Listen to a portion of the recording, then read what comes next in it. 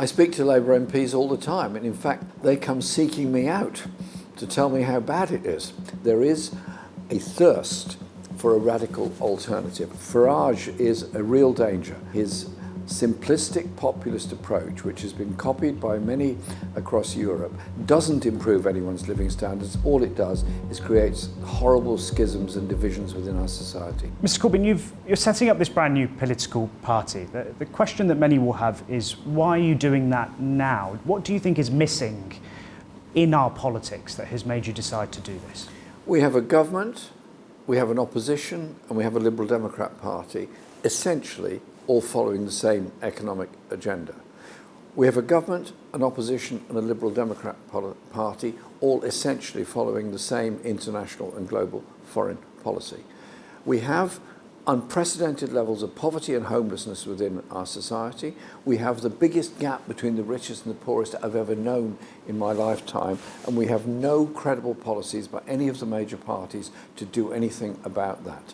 There is a thirst for a radical alternative, a thirst for people to speak out against all of this and speak out for redistribution of power and wealth in our society. That's why we announced we wanted to form yourparty.uk, which is about economic justice, is about social justice, dealing with child poverty and pensioner poverty within our society, environmental sustainability, and total opposition to scapegoating refugees and racism in our society. You mentioned all the parties being very similar. Do you think that's a criticism of the Labour Party generally or of Keir Starmer?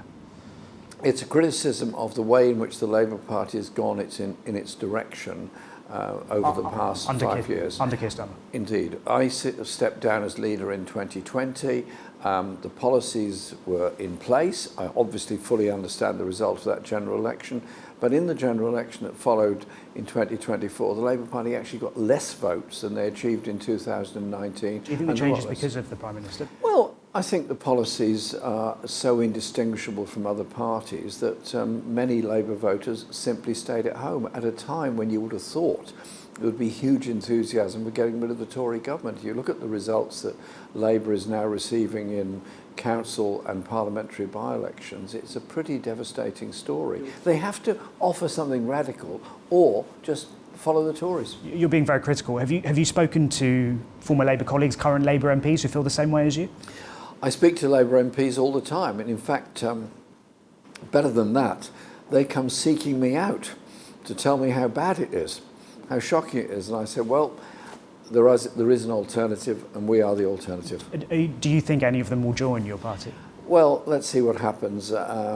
We have a huge number of people that have signed up all over the country for the party. Are those conversations happening with and those conversations are happening all the time. So maybe people will join the party, but I'm more interested in development of the idea of a culture of grassroots democracy. And our huge numbers of people that are signed up, to me, they're going to be the bedrock of a cultural, political change in our society. One of the big issues that Labour MPs are talking about right now is Angela Rayner, someone who you worked closely with. Do you think her position is tenable? Can she carry on as Housing Secretary? Well, she's obviously under a huge amount of pressure. I would just say gently to yourselves as good journalists and many others, it's very interesting that there's stories, wall-to-wall stories about Angela Rayner's housing arrangements. They're very interesting and so on. But actually, where are the stories about child poverty, about homelessness, about overcrowding, about mental health problems that many of our communities suffer? So I think Angela needs to concentrate on a housing policy that delivers social housing for those that desperately need it. Can you have someone in charge of housing policy who's not paid the right amount of stamp duty, do you think?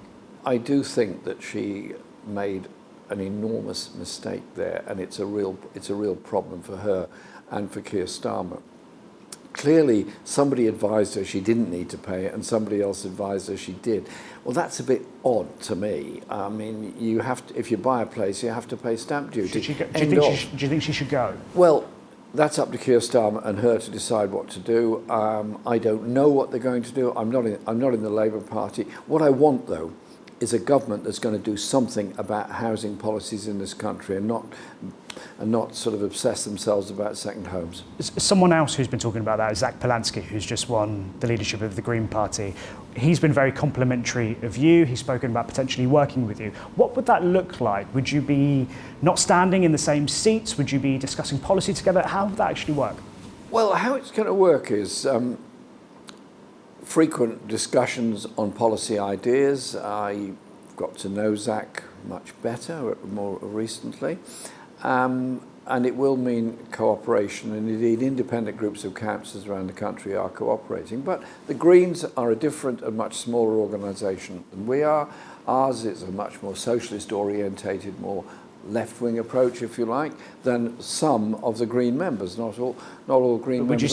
Would you stand in seats that the Greens currently have? That's a subject for discussion, but I would hope we would be able to come to agreements. But those agreements are not going to be imposed by me or by Zach.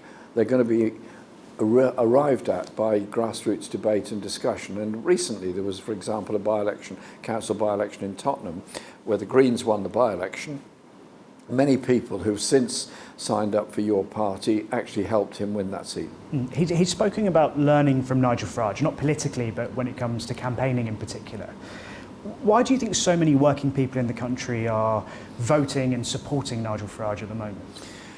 Well, I don't think they're necessarily supporting Nigel Farage. What they see is a lack of alternative in politics as a whole. People feel very angry about hospital waiting lists, about housing shortages, about education underspending, and all those issues.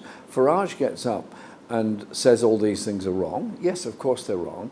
Where I totally and fundamentally differ with Farage is that he doesn't offer any economic alternative about redistribution. All he does is blames vulnerable people and minorities within our society. Can't we have a human and humanitarian approach to politics and recognise many of those people that Farage is busy abusing, who are in hotels at the moment, will gain their status, will gain refugee status in Britain, and tomorrow they'll be our doctors, they'll be our cab drivers, they'll be our train drivers. Who do you think is more of a danger to the country, Keir Starmer or Nigel Farage?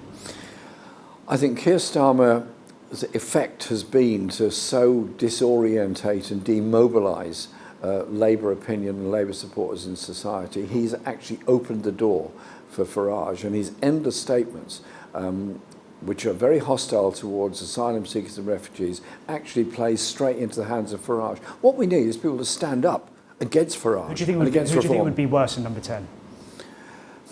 I don't want either of them in number 10, actually. So, but Farage is a real danger because his simplistic populist approach, which has been copied by many across Europe, doesn't improve anyone's living standards. All it does is creates horrible schisms and divisions within our society. There's a concern that you stand in Labour seats, you potentially split the vote and reform come through the middle. Is that something you're conscious of? Well, I think the opposite is actually the case, that in council by-elections this has certainly been the case, where there has been a credible independent candidate standing on a clear platform of the sort of things that I've been outlining.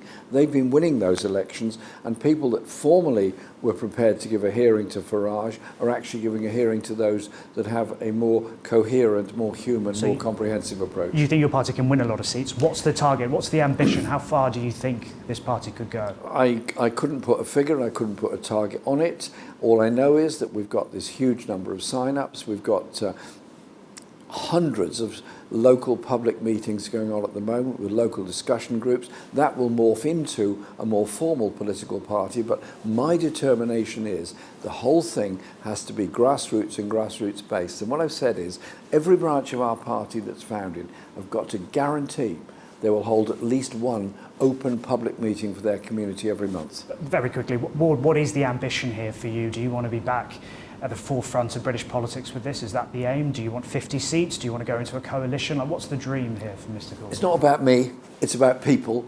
It's about how we change society and how we bring about social justice. We will make an impact. We will make a big impression both on councils and the next parliament, and things are changing. couple of very quick questions for you. It's expensive to run a political party. It's expensive to campaign across the country. Are you talking to trade unions? We've seen some are very critical of the Labour Party at the moment. Well, the funding we've had so far has all come from people giving very small donations. The average donation is about 20 quid. So I'm very happy with that. There are no trade unions affiliated because we're not established as a party yet. There are many members of trade unions who strongly support us. Will you be talking to them? Of course. I talk to them all the time. They're all my friends. I talk to them all the time. But there's no... Can you imagine a world where they affiliate with you? There's no wealthy people backing our party, I'm happy to tell you. And you know what? We're not looking for wealthy money. What we're looking for is the support of ordinary people. My last question to you. You are one of the most recognisable politicians in the United Kingdom. Do you want to be leader of this party? Because surely if you want it, it's yours. Listen, I'm very happy to take the helm, if you like, in getting the party established and set up. At the moment, I'm concentrating totally on travelling all over the country, getting events going to get the party going. Watch this space, it's going to be big.